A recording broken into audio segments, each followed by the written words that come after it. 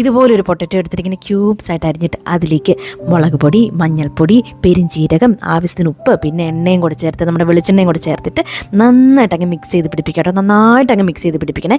എന്നിട്ട് ഇതുപോലൊരു പാനിലേക്ക് അതങ്ങ് മാറ്റിയിട്ട് ഇതുപോലെ ഇങ്ങനെ തിരിച്ചും മറിച്ചും ഇങ്ങനെ വറുത്തെടുക്കുക. നന്നായിട്ട് വറുത്തെടുക്കുക കേട്ടോ.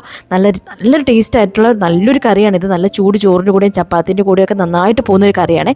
എന്നിട്ടൊരു ബൗളിലേക്ക് ഇതുപോലെ ഇങ്ങനെ കട്ട തൈര് എടുക്കുക. നല്ല പുളിയില്ലാത്ത തൈരാണ് നല്ലതാണ്. അതിലേക്ക് ഈ വറുത്ത് വെച്ച പൊട്ടറ്റോ അങ്ങ് ചേർത്തിട്ട് നന്നായിട്ട് അങ്ങ് മിക്സ് ചെയ്യുക. നന്നായിട്ടെല്ലാം മിക്സ് ചെയ്ത് ചേർത്ത് പിടിച്ചിട്ടുണ്ടല്ലോ. അതിലേക്ക് വീണ്ടും ഉപ്പ് ആവശ്യമാണ്. കുറച്ച് ഉപ്പും കൂടി ചേർത്ത് പിന്നെ ഒരു പാൻ എടുത്തിട്ട് അതിലേക്ക് നമ്മുടെ ചെറിയുള്ളിയും ജീരകവും പിന്നെ വറ്റൽമുളകും പിന്നെ നമ്മുടെ കറിവേപ്പിലയും കൂടെ ഇതുപോലെ ഇങ്ങനെ താളിച്ചൊഴിച്ചിട്ടുണ്ടല്ലോ. മിക്സ് ചെയ്തിട്ട് നല്ല ചൂട് ചോറിൻ്റെ കൂട്ടത്തിൽ ഇങ്ങനെ ചേർത്ത് മിക്സ് ചെയ്തിട്ട് നമ്മളങ്ങ് കഴിച്ചാണ്ടല്ലോ. നല്ല അടിപൊളി ടേസ്റ്റാണ്.